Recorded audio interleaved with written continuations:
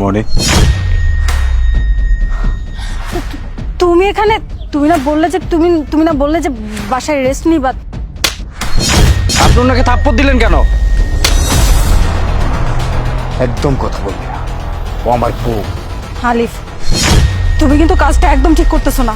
আমি কি করতে পারি আর কি করতে পারি না আমি সেটা খুব ভালো করে জানি। এই হ্যালো, আমার হাজবেন্ড বাসায় নেই, আমি এক্ষুনি বের হচ্ছি। হ্যাঁ, আমি রেডি হয়ে গেছি, আসছি।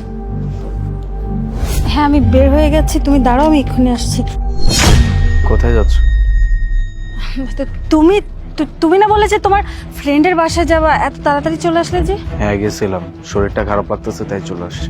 ও আচ্ছা, ঠিক আছে। তুমি তাহলে একটা কাজ করো, তুমি বাসায় গিয়ে রেস্ট নাও, আমি একটু মার্কেটে যাচ্ছি, মার্কেট থেকে কিছু জিনিস কিনে নিয়ে চলে আসবো। আচ্ছা ঠিক আছে, তাড়াতাড়ি এসো। ঠিক আছে। কয়েকদিন যাবত দেখতেছি এইভাবে যখন তখন বাইরে চলে যাচ্ছে, ব্যাপারটা কি? দেখতে হবে।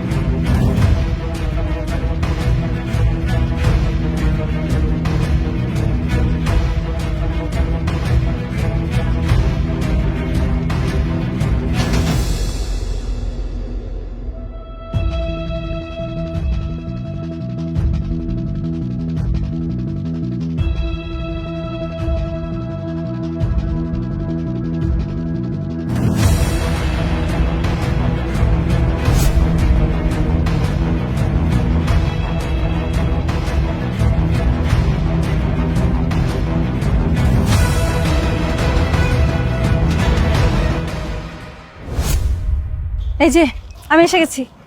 কই ওই জিনিসগুলো দেখাও তো, কোথায় ওগুলো দেখি। বাহ, খুব সুন্দর তো। মনে তুমি এখানে তুমি না বললে যে তুমি না বললে যে বাসায় রেস্ট নিবা। আরাম? আমার জীবনটা আরাম করে দে বলতেছিস ঘরে আরাম করতে? এক্সকিউজ মি, আপনি ওনাকে থাপ্পড় দিলেন কেন? একদম কথা বলবি না, ও আমার বউ। হালিফ, তুমি কিন্তু কাজটা একদম ঠিক করতেছো না। আমি কি করতে পারি আর কি করতে পারি না আমি সেটা খুব ভালো করে জানি। এই তোর জন্য কি করি, যখন যেটা লাগছে তোর জন্য সেটা হাজির করে দিছে। এটা লাগবে এটা এনে দিছে, ওইটা লাগবে ওইটা এনে দিছে। ভালোবাসায় কি কমতি ছিল আমার? কি দেই নাই তোকে, কি করি নাই তোর জন্য? আর সেটার বদলে তুই আমার কি দিলি? এত বড় একটা ধোকা, এইভাবে ধোকা দিলি আমারে। হালিফ, তুমি এই সামান্য ব্যাপার নিয়ে এসব করতে পারো না। আমার গায়ে হাত তুললে, ওর গায়ে হাত তুললে, আমি এখানে কেন এসেছি সেটা তো শুনবে। আমি সব কিছু জানি, এই জন্য তো গত কয়েকদিন যাবত দেখতেছি আমার পিঠ পিছে কি কি করতেছস। এইখানে যাস ওইখানে যাস, কোনো খোঁজ খবর থাকে না। তুমি জানো ওকে, আর কালকে কি সেটাও তুমি ভুলে গেছো? আমার জানার দরকার নাই যে কালকে কি, আমার জাস্ট এটা জানার দরকার যে ওকে। ও একজন ইভেন্ট ম্যানেজার। কালকে তোমার বার্থডে ছিল, আর তোমার বার্থডে নিয়ে প্ল্যান করে আমি এখানে এসেছি। ভেবেছিলাম কালকে তোমাকে হঠাৎ করে একটা সারপ্রাইজ দিব, কিন্তু তার আগে তো তুমি আমাকে সারপ্রাইজ করে দিয়েছো। আমার জাস্ট কিছু বলার নেই।